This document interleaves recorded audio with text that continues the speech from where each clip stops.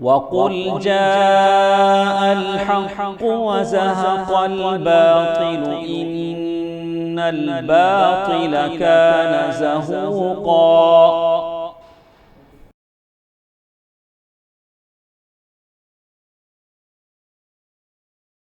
إن الحمد لله نحمده ونستعينه ونستغفره ونعوذ بالله من شرور أنفسنا ومن سيئات أعمالنا من يهده الله فلا مضل له ومن يضلل فلا هادي له وأشهد أن لا إله إلا الله وأشهد أن محمدا عبده ورسوله أرسله بالحق بشيرا ونذيرا أما بعد فإن خير الحديث كتاب الله وخير الهدي هدي محمد صلى الله عليه وسلم فإن خير الأمور عوازمها وشر الأمور محدثاتها وكل محدثة بدعة وكل بدعة ضلالة وكل ضلالة في النار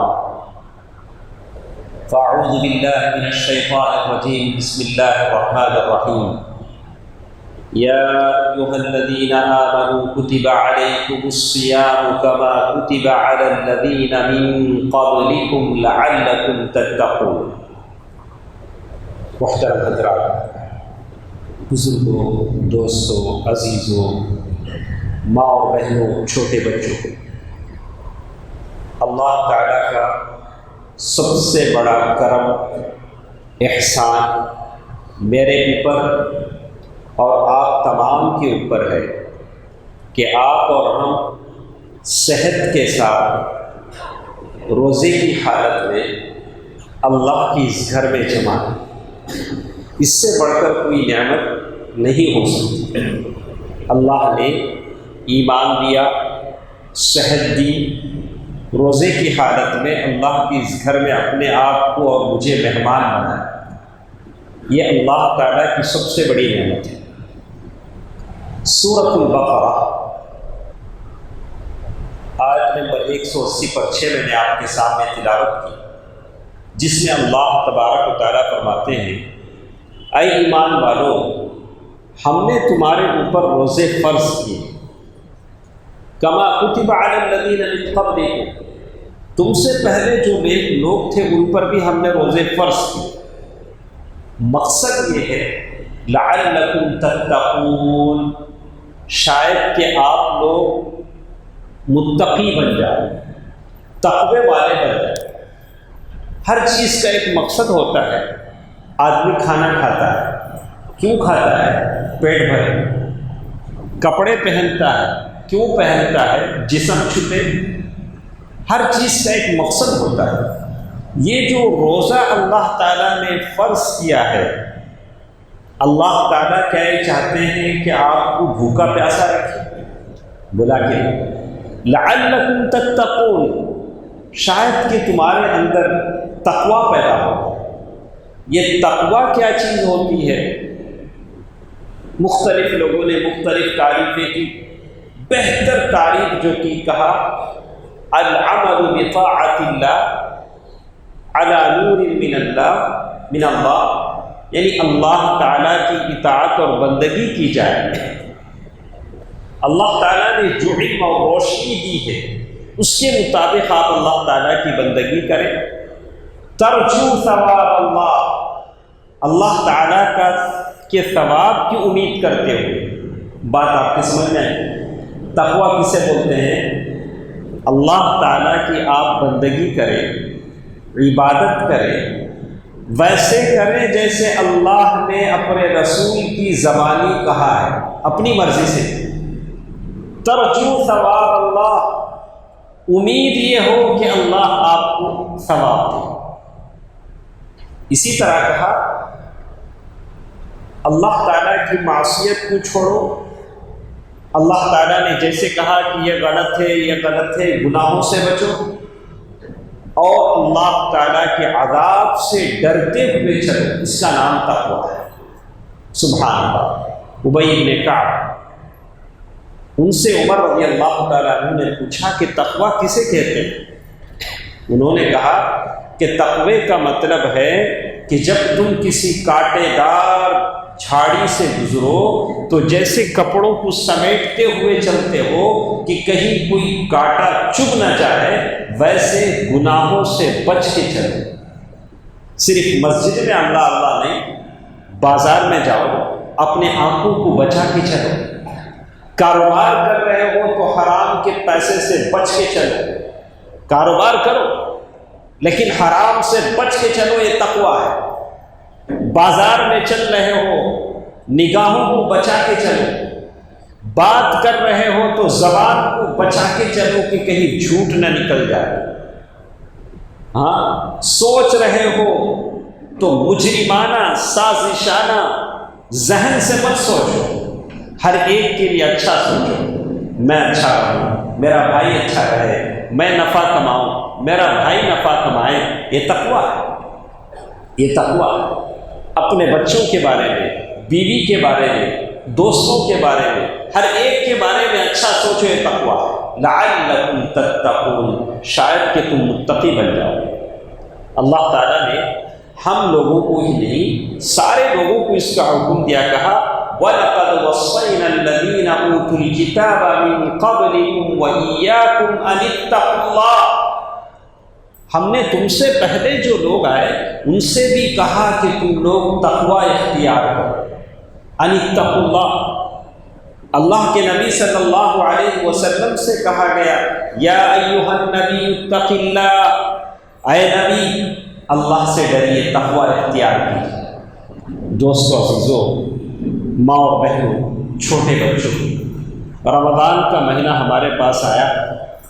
آج کل حالت ایسی ہے، ساری دنیا کا نظام بدل چکا، ساری دنیا کا سسٹم بدل چکا۔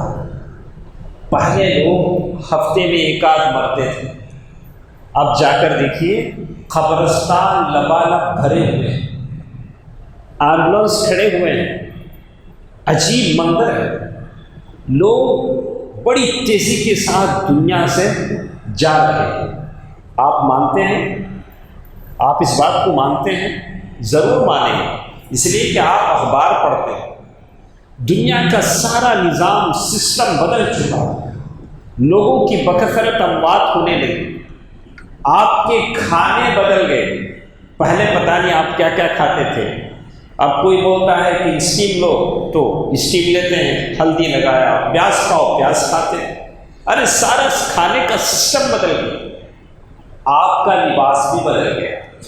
پہلے عورتیں حجاب کرتی تھیں، اب سب حجاب کر رہے ہیں۔ سب کچھ یہاں سے وہاں تک بدل گیا۔ آدمی کو آدمی دیکھ کے ڈرنے لگا، کوئی مسافہ کرتا ہے تو بھی پیچھے ہٹتا ہے، کوئی چیختا ہے تو 2 قدم بھاگتا ہے۔ یہ خوف، ایک دہشت لوگوں میں، ایک طرح کا خوف، یہ اللہ کا عذاب ہے، یہ اللہ تعالیٰ کی طرف سے آزمائش ہے جو بندوں میں آئی ہے۔ سارا دنیا کا نظام بدل چکا، آدمی آدمی سے خوف اور دہشت زدہ ہے۔ پتہ نہیں کس کے ساتھ کیا ہو، کس کے اندر کیا شکایت ہو، پتہ نہیں وہ وائرس سے انفیکٹڈ ہو، سارے لوگ بھاگ رہے ہیں۔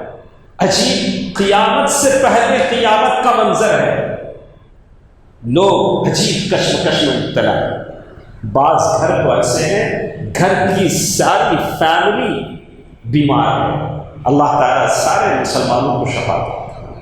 میں ایک سوال آپ سے کرتا ہوں، ساری دنیا کا سسٹم بدل گیا، لوگوں کے خیالات بدل گئے، لوگوں کا کھانا پینا بدل گیا، لوگوں کا لباس بدل گیا، لوگوں کی بول چال بدل گئی، لوگوں کے عادات و اطوار بدلے، آپ نے کیا بدلا؟ ان حالات کو دیکھ کر آپ میں کوئی بدلاؤ ہوا؟ یہ حالات جو بدلے ہیں اس کو دیکھ کر آپ کے اندر کوئی نصیحت آئی؟ آپ کے شب و روز کچھ بدلے؟ ہر کسی، ہمارا بازار ویسے ہی آباد ہے، ادھر نمازیں ہوتی ہیں، ادھر تراویح ہوتی ہے، لیکن ہماری دکان کھلی ہے۔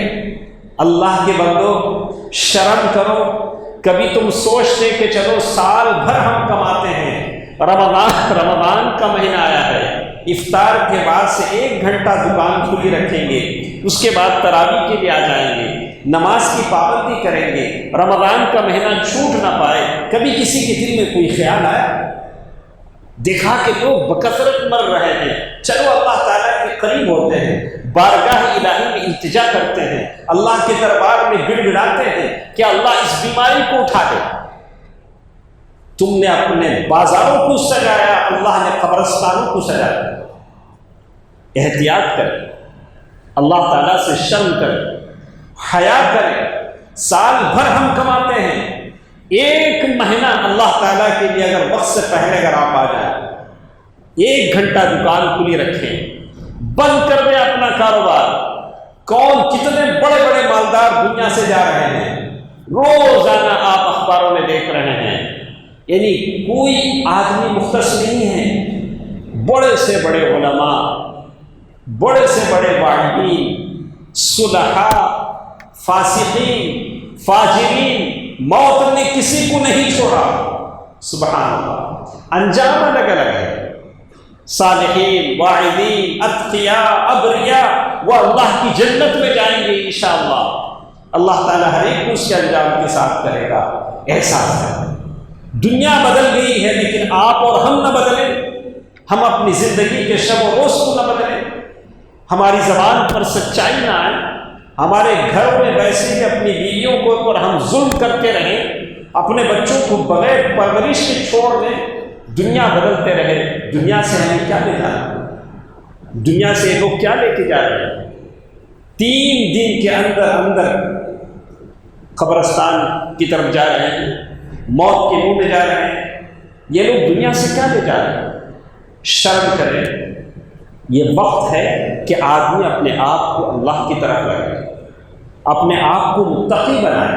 رمضان کے 10 روزے ہمارے گزر چکے ہیں، یہ رمضان کا مہینہ تقوی کے لیے آتا ہے، میرے اور آپ کو متقی بنانے کے لیے آتا ہے۔ موت سے کسی کو ڈرنا نہیں چاہیے۔ اللہ تبارک و تعالیٰ نے ہر شخص کی زندگی لکھی ہے، موت اسی وقت آئے گی جب اس کو مرنا ہے، اس سے پہلے کوئی نہیں مرے گا۔ اللہ تعالیٰ نے ہر ایک کی زندگی کا وقت لکھ دیا ہے۔ موت سے کسی کو نہ ڈرے، کسی کو ڈر نہ ہو، لیکن ہو وَلْتَنْظُرْ نَفْسٌ مَا قَدَّمَتْ لِغَدٍ، کل کے لیے آپ کیا کر رہے ہیں یہ تو ہونا چاہیے نا۔ جانا تو ضرور ہے، جانا تو ضرور ہے، اس سے کسی کو انکار نہیں ہے، لیکن آپ کے پاس پریپریشن کیا ہے، تیاری کیا ہے؟ آپ جا رہے ہیں، اللہ تعالیٰ کے سامنے کھڑیں گے۔ بار بار ہم امام صاحب کے پیچھے سنتے ہیں وَلْتَنْظُرْ نَفْسٌ مَا قَدَّمَتْ لِغَدٍ، کل کے دن آدمی کیا کر رہا ہے وہ سوچے، غور کرے۔ ہماری زندگیوں سے کوئی چیز نہیں بدلی۔ رمضان سے پہلے جمعے کے خطبے میں ہم لیٹ سے آتے تھے، آج بھی لیٹ سے آتے ہیں، آج بھی جمعہ خطبہ ہونے کے آدھے گھنٹے کے بعد آتے ہیں۔ ارے دنیا بدل رہی ہے، شب روز بدل رہے ہیں، ہماری ہر چیز بدل گئی، لیکن ہماری زندگی نہ بدلے، یہ کتنی بڑی بدقسمتی کی بات ہے۔ ہماری زندگیوں میں حلال نہ آئے، زبانوں پہ سچائی نہ آئے، آنکھوں میں شرافت اور عفت نہ آئے، اور ہماری عورتوں میں حجاب اور پردہ اور عفت اور پاک دامنی کی بات نہ آئے، تو پھر یہ حالات اس سے بد سے بدتر ہو گئے۔ حالات اس لیے بگڑتے ہیں، آزمائشیں اس لیے آتے ہیں کہ لوگ اللہ کی طرف دوڑیں، اللہ تعالیٰ کی طرف جائیں، اپنی زندگیوں کو سنوار لیں، اپنے آپ کو اچھا بنا لیں، اس لیے حالات آتے ہیں۔ میں سارے لوگوں سے گزارش کروں گا کہ ابھی چند دن رمضان کے باقی ہیں، اپنے آپ کو اچھا بنائیں۔ جہاں 5 وقتہ نماز کی پابندی ہے، تراویح ہے، تراویح کے بعد درس ہوتا ہے، اس سے فائدہ اٹھائیں، اس لیے کہ کسی کو نہیں پتا کہ کس کا وقت کب تک ہے۔ اللہ تبارک و تعالیٰ نے یہی بات کہی، ان اتقوا اللہ، اللہ تعالیٰ سے ڈرو۔ میرے نبی صلی اللہ علیہ وسلم ہمیشہ دعا فرمایا کرتے تھے، اللہم آتی نفسی تقواہا، وزکھا وانت خیر من زکاہا انت ولیہا ومولاہا۔ اے اللہ آتی نفسی تقواہا، اے اللہ میرے نفس کو تقوی کی دولت عطا فرما۔ آپ اور ہم دنیا سے بہت ساری چیزیں مانگتے ہیں، کبھی آپ نے اللہ سے تقوی مانگا ہے؟ کبھی آپ نے اللہ تعالیٰ سے تقوی مانگا ہے؟ تقوی اگر آپ کے دل میں آ جائے، تقوی کا مطلب کیا ہے؟ اللہ کے سامنے حساب کا ڈر۔ کوئی بھی کام آپ کرنے جائیں گے، سوچیں گے اللہ مجھے اس کے تعلق سے پوچھے گا تو میں کیا جواب دوں گا۔ کوئی بھی بات زبان سے کہنے جائیں گے، اللہ پوچھے گا تو میں اس بات کا اللہ کو کیا جواب دوں گا۔ یہی تقوی ہے۔ اگر یہ تقوی آ جاتا ہے تو آپ کے سارے کام اچھے ہو جاتے ہیں، آپ کے معاملات، آپ کا سلوک، آپ کا بیہیویئر، ساری کی ساری چیزیں اچھی ہو جائیں گی۔ اللہ کے نبی صلی اللہ علیہ وسلم یہی دعا مانگا کرتے تھے، اللہم آتی نفسی تقواہا وزکھا وانت خیر من زکاہا انت ولیہا ومولاہا۔ یا اللہ اس نفس کو تو نے پیدا کیا ہے، یا اللہ اس نفس کو تو تقوی والا بنا دے، تقوی والا بنا دے۔ اللہ کے نبی صلی اللہ علیہ وسلم اللہم انی اسألک، اللہ کے نبی صلی اللہ علیہ وسلم کئی دعاؤں میں تقوی مانگا کرتے تھے۔ دوستو عزیزو، اور دو باتیں مجھے اہم باتیں آپ کے سامنے کہیں گی۔ پہلی بات تو میں نے بتا دیا کہ ہم اپنی زندگی کو بدلیں۔ یہ جو ہماری پرانی جو زندگی ہے، وہ زندگی کو بدلنے کے لیے رمضان آتا ہے۔ اگر آپ کے شیڈول میں، آپ کی زندگی میں، شب و روز میں، ٹائم میں کوئی فرق نہیں ہوا تو رمضان نے آپ کے اندر کوئی تبدیلی نہیں کی، یہ بات صحیح ہے۔ دوسری چیز، رمضان کے مہینے میں اللہ کے بندے زکوٰۃ ادا کرتے ہیں۔ یہ زکوٰۃ کیا کرتا ہے؟ آپ کی زندگی کے بلاؤں کو، مصیبتوں کو ختم کر دیتا ہے۔ زکوٰۃ کیا ہے؟ وہ آپ کے مال کا میل ہے۔ زکوٰۃ کا جو بھی پیسہ آپ کے مال میں سے نکلتا ہے وہ آپ کا مال نہیں ہے، وہ آپ کے مال کا میل ہے۔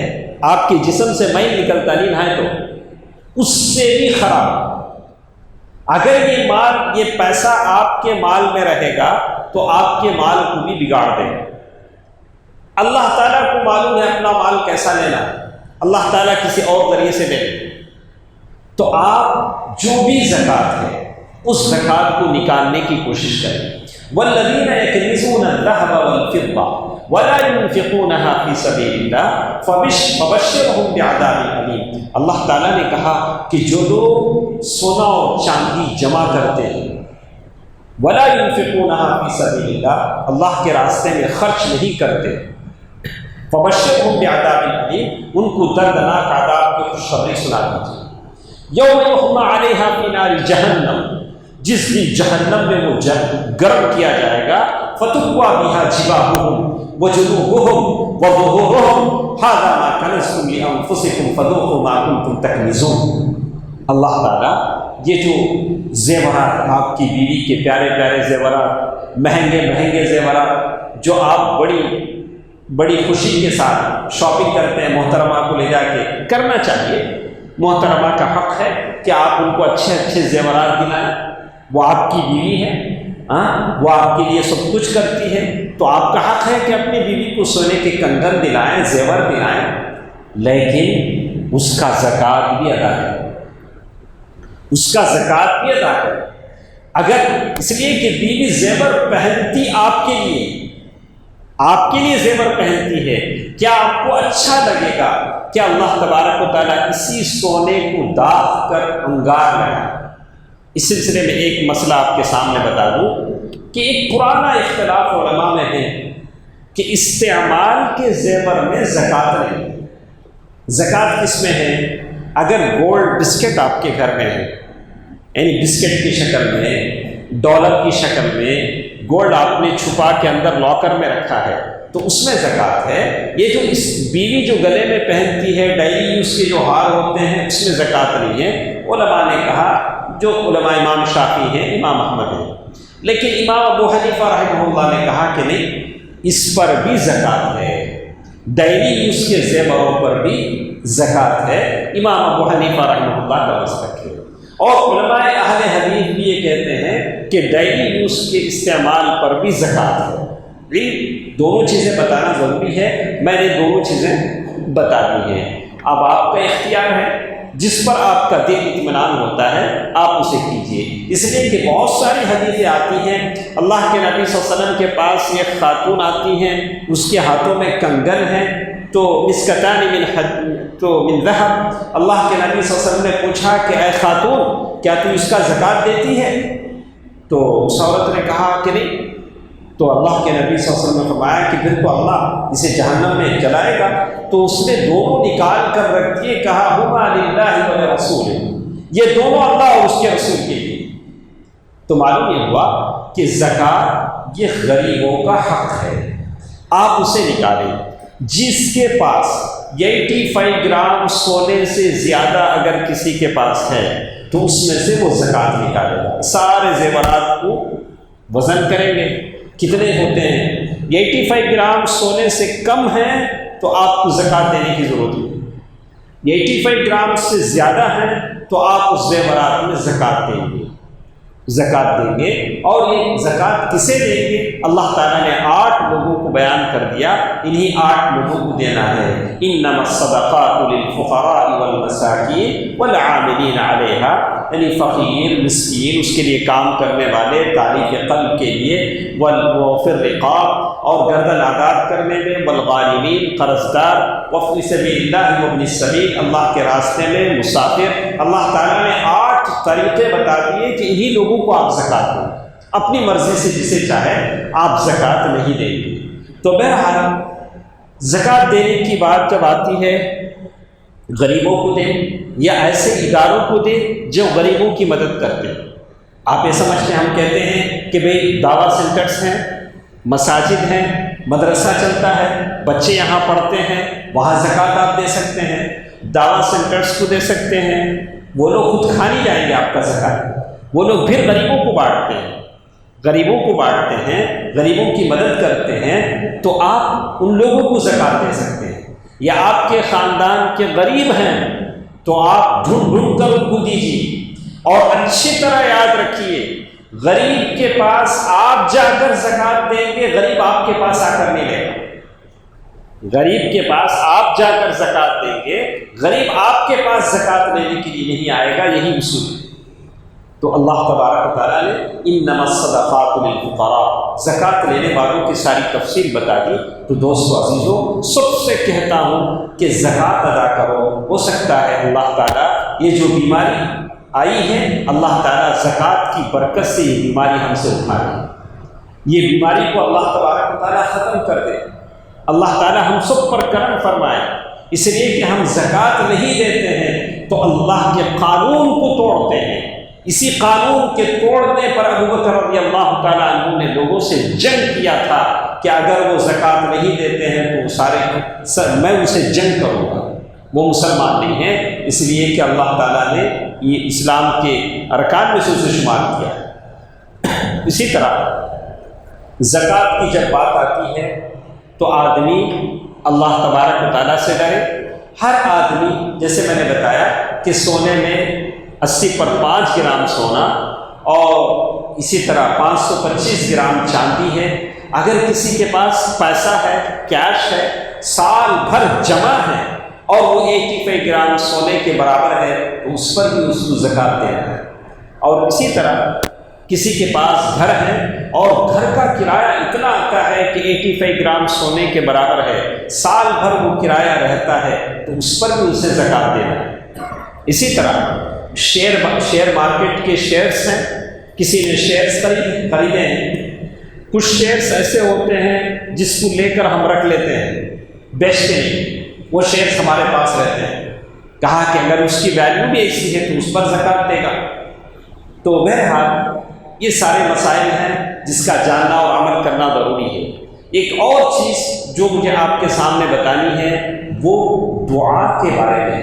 اللہ کے بندو، اللہ تعالیٰ نے جب روزے کی آیت کا ذکر کیا تو اللہ تبارک و تعالیٰ نے دعا کا خصوصیت کے ساتھ ذکر کیا کہ جب بندے میرے بارے میں پوچھیں تو کہہ دینا کہ میں بہت قریب ہوں۔ جب بندہ پکارتا ہے تو میں اس کی پکار کو سنتا ہوں۔ تو دعا آپ کے اور میرے بگڑے حالات کو بنا دے گا۔ دعا کے جو آداب ہیں ان آداب کا لحاظ کریں۔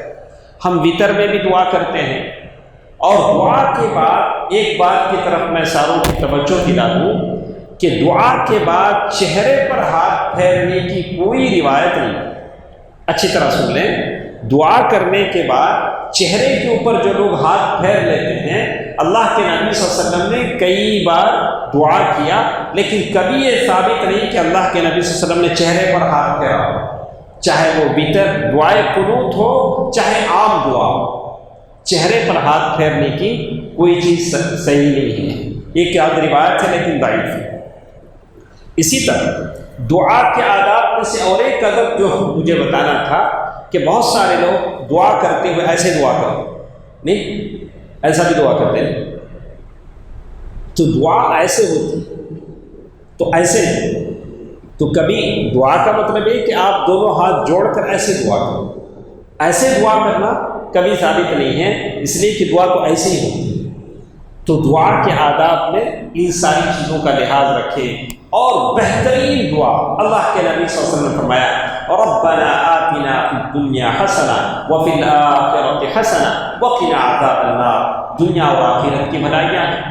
بندہ جب سجدے میں ہوتا ہے تو بہترین وقت ہے جب اللہ تعالیٰ سے آپ دعا کریں۔ سلام پھیرنے سے پہلے کا وقت جب تشہد میں آپ ہوتے ہیں، بہترین وقت ہے جب آپ اللہ تعالیٰ سے دعا کریں۔